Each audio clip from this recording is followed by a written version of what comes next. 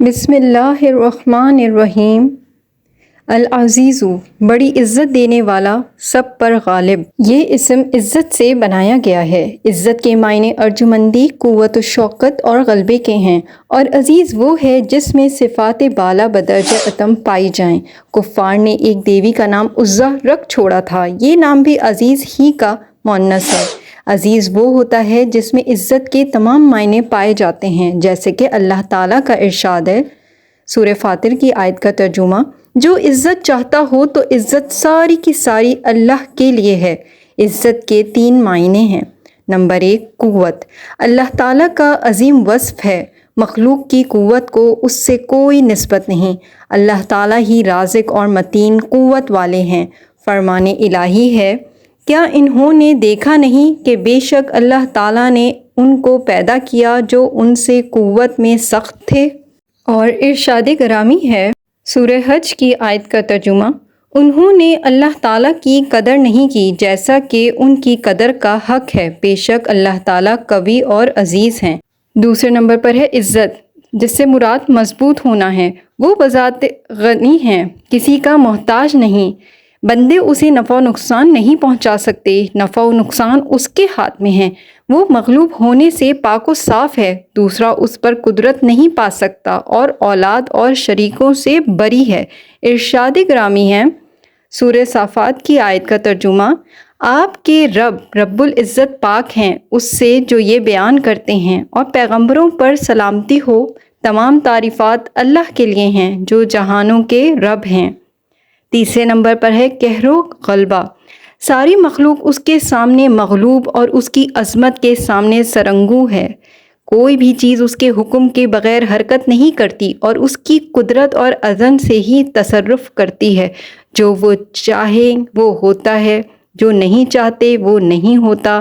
ارشاد ربانی ہے، سورہ آل عمران کی آیت کا ترجمہ: فرما دو اے اللہ، ملک کے مالک، جسے چاہیں بادشاہی دیں اور جس سے چاہیں ملک چھین لیں، اور جسے چاہیں عزت دیں اور جسے چاہیں ذلیل کر دیں۔ خیر آپ کے ہاتھ میں ہے، بے شک آپ ہر چیز پر قدرت رکھتے ہیں۔ اس اسم گرامی عزیز پر ایمان کا یہ اثر ہے کہ بندہ اللہ وحدہ کے لیے ذلت و پستی اپنائے، اسی سے پناہ طلب کرے، اس کی حفاظت میں آئے، اس کی جناب میں التجا کرے اور عزت طلب کرے، کیونکہ اللہ اور اس کے رسول کے بعد عزت اہل ایمان کے لیے ہے۔ ارشاد ربانی ہے، سورہ منافقون کی آیت کا ترجمہ ہے: اور عزت اللہ اور اس کے رسول کے لیے اور ایمانداروں کے لیے ہے۔ زمین و آسمان میں کوئی اللہ تعالیٰ کی عزت اور غلبے کا ہم مثل نہیں۔ ارشاد گرامی ہے، سورہ روم کی آیت کا ترجمہ: اور اسی کے لیے آسمانوں اور زمین میں اعلیٰ مثالیں ہیں، اور وہ غالب حکمت والے ہیں۔ العزیزو کے خواص و وظائف۔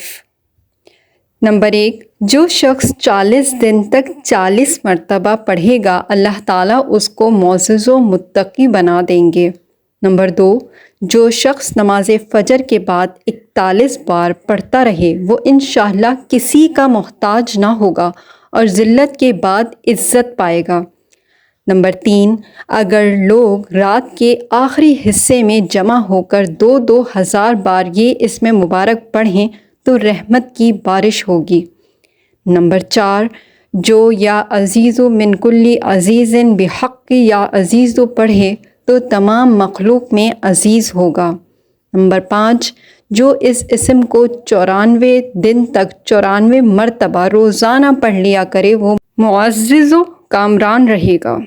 نمبر 6، جو اس اسم کو 411 دن تک 200 بار اول و آخر درود شریف کے ساتھ پڑھے گا، اس کے سب کام درست ہو جائیں گے۔ نمبر 7، جو 41 بار صبح کو حاکم کے پاس جانے کے وقت یا عزیزو پڑھ لیا کرے، حاکم مہربان رہے گا۔ نمبر 8، جو عشاء کے بعد 200 بار یا عزیزو پڑھ لیا کرے، اللہ تعالیٰ کی رحمت اس کی طرف متوجہ ہو جائے گی۔ نمبر 9، جو کسی دشمن کے لشکر کی طرف ہاتھ کا اشارہ کر کے 70 بار یہ اسم مبارک پڑھے، وہ لشکر اللہ تعالیٰ کے حکم سے شکست کھا جائے گا۔ ایک اور جگہ اس اسم کی فضیلت اس طرح بیان ہوئی ہے، یہ اسم مبارک جمالی ہے۔ اس نام کی تاثیر یہ ہے کہ اس نام کو پڑھنے والا خود اپنی اور غیروں کی عزت و آبرو کا خیال رکھے گا۔ اس کے اوصاف مندرجہ ذیل ہیں۔ جو شخص فجر کی نماز کے بعد 41 بار اس نام کو پڑھے گا، کبھی بھی دنیا و آخرت میں کسی کا محتاج نہ ہوگا، رزق میں فراخی ہو جائے گی۔ نمبر 2، اگر کوئی شخص اپنے عہدے سے گر گیا ہو یا اتار دیا گیا ہو یا نوکری سے برطرف کر دیا گیا ہو تو 7 دن تک روزانہ غسل کر کے 2 رکعت نفل نماز ادا کرنے کے بعد الحمد شریف اور سورہ اخلاص ایک مرتبہ نماز میں پڑھے اور نماز ختم کر کے 3 دن کھڑے رہ کر یا عزیزو 3000 مرتبہ پڑھے، چوتھے دن بیٹھ کر 5000 مرتبہ پڑھے، 5، 6 اور 7ویں دن سجدے میں جا کر کل 300 بار یا عزیزو پڑھے، پھر دعا کرے تو انشاءاللہ اس کو وہی عہدہ حاصل ہو جائے گا، بلکہ اس سے بہتر غیب سے اس کی مدد ہوگی، گئی ہوئی عزت حاصل ہوگی۔ نمبر 3، اگر کوئی عورت جو اپنے خاوند کی نظر سے گر گئی ہو اس مبارک نام کا عمل پورا کرے گی تو خاوند کی نگاہ میں اس کو بہت زیادہ عزت حاصل ہو جائے گی۔ اس نام کی خاصیت غائبانہ اور ظاہرہ ہے۔ عزت کا طالب العزیز جل جلالہ سے عزت طلب کرے۔ صاحب نہج الاسما فرماتے ہیں، جو کوئی عزت کا طالب ہو تو اسے چاہیے کہ وہ اللہ رب العزت سے ہی عزت طلب کرے، جیسا کہ اللہ رب العزت کا ارشاد ہے، جس کا ترجمہ ہے، جو عزت پانا چاہے تو اللہ ہی کے لیے ہے ساری عزت، یعنی جو شخص یہ چاہتا ہے کہ وہ دنیا و آخرت میں عزیز ہو، اس کو چاہیے کہ وہ اللہ رب العزت کی فرما برداری کو لازم پکڑے، کیونکہ اللہ تعالیٰ ہی دنیا اور آخرت کی تمام عزتوں کے مالک ہیں اور ساری کی ساری عزتیں اسی کے لیے ہیں، اور اللہ تعالیٰ کا ضابطہ ہے کہ جو اس کے احکامات کے مطابق زندگی بسر کرتا ہے اس کو اللہ تعالیٰ دنیا و آخرت میں عزت عطا فرماتے ہیں۔ اس بات پر غور و فکر کرنے سے ان لوگوں کی گمراہی واضح ہو جاتی ہے جو العزیز جل جلالہ کے سوا کسی اور سے عزت کے طالب ہیں، حالانکہ وہ العزیز جل جلالہ کی اطاعت کو اور مؤمنین کے طریقے کو بھی چھوڑے ہوئے ہیں۔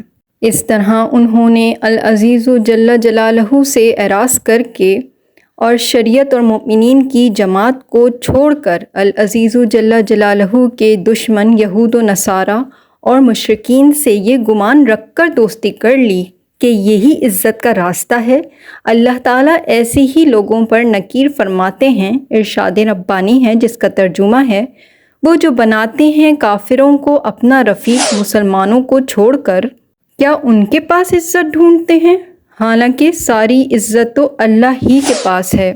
دونوں جہانوں کی عزت العزیز جل جلالہ کی اطاعت میں ہے۔ ترجمہ، جو اللہ تعالیٰ کے ایک ایک حکم کی عزت و عظمت کا استحضار کر کے اس کی اطاعت کرے گا وہی اس کی صفت العزیز کی معرفت حاصل کر سکے گا، اور اللہ نہ کرے جو اس کے حکموں کی توہین کرے گا اس کے لیے صفت العزیز کی معرفت حاصل کرنا مشکل ہے۔ حضور اکرم صلی اللہ علیہ وآلہ وسلم کا ارشاد ہے، ترجمہ، تمہارا پروردگار روزانہ یہ اعلان کرتا ہے کہ میں ہی عزیز ہوں، لہٰذا جو دونوں جہاں میں عزت کا طالب ہو اسے چاہیے کہ العزیز جل جلالہ کی اطاعت کرے، گناہوں سے بچے۔ العزیز جل جلالہ کی اس صفت کا اتنا دل میں استحضار ہو کہ اس کی نافرمانی کی جرت نہ ہو سکے کہ اتنی بڑی قوت و غلبے والے جل جلالہ کو کیسے ناراض کیا جا سکتا ہے۔ اسی طرح العزیز جل جلالہ کے بندوں پر ظلم نہ ہو، کسی کی دل آزاری نہ ہو۔ اس بات کو حضرت حکیم الامت رحمۃ اللہ تعالیٰ نے ایک مثال کے ذریعے سمجھایا ہے۔ فرماتے ہیں، پہلے زمانے میں غلام ہوا کرتے تھے اور اپنے مالک کے مملوک ہوتے تھے۔ مالک ان کو بازار میں باقاعدہ بیچ سکتا تھا۔ آقا ان کی ہر چیز کا مالک ہوتا تھا۔ مالک جو بھی حکم دے گا غلام کو کرنا ہوگا۔ اگر وہ کہے کہ میں سفر میں جا رہا ہوں، میری غیر موجودگی میں اب تم حکمرانی کرو، اب وہ حکمرانی کر رہا ہے، گورنر بنا ہوا ہے، لیکن ہے غلام کا غلام۔ لہٰذا اس غلام کے دماغ میں یہ بات آ ہی نہیں سکتی کہ یہ جو اقتدار میرے پاس آیا ہے یہ میری قوت بازو کا یا میری صلاحیت کا نتیجہ ہے۔ اس کو یہ خیال رہتا ہے کہ جب آقا آ جائے گا تو کہہ دے گا کہ ہٹو، اب بیت الخلا صاف کرو، تب وہ سارا تخت اور ساری حکمرانی دھری رہ جائے گی۔